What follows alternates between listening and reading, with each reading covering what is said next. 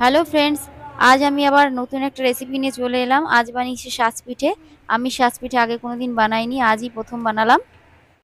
প্রথমে নিয়ে নিলাম গোবিন্দভোগ চাল, ভালো করে ধুয়ে 2-3 ঘন্টা ভিজিয়ে রাখবো। এবার চালটাকে একটি মিক্সিং বলে নিয়ে চালটাকে ভালো করে পেস্ট করে নেব। চালটা আমার পেস্ট হয়ে গেছে, এবার একটা বাটিতে ঢেলে নেব। গোলাটা আমার একটু গাঢ় হয়ে গেছে, এর মধ্যে দিয়ে দেবো একটুখানি জল আর স্বাদ মতো লবণ। এবার নিয়ে নিলাম একটা মাটির সাজ। এটা কিন্তু আমি বাড়ি থেকে নিয়ে এসেছি, এটা মুম্বাইতে পাওয়া যায় না। সাজটা একটুখানি গরম করে দিয়ে দেবো একটুখানি সর্ষের তেল কাপড়ের সাহায্যে।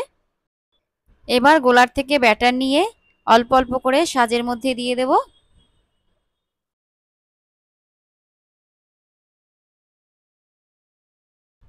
এবার একটা প্লেট দিয়ে ঢেকে দেব। দেখুন চারিপাশ দিয়ে ধোয়া উঠতে শুরু হয়ে গেছে। এবার উল্টে দেখবো হয়েছে কিনা। দেখুন সুন্দর ফুলে গেছে। চাকুর সাহায্যে পিঠেগুলো তুলে নেব। আর কেমন হলো অবশ্যই কমেন্ট করে জানাবেন। আমার এই রেসিপি যদি ভালো লাগে অবশ্যই পেজটাকে ফলো করে দেবেন। সবাই সুস্থ থাকবেন, ভালো থাকবেন। নমস্কার।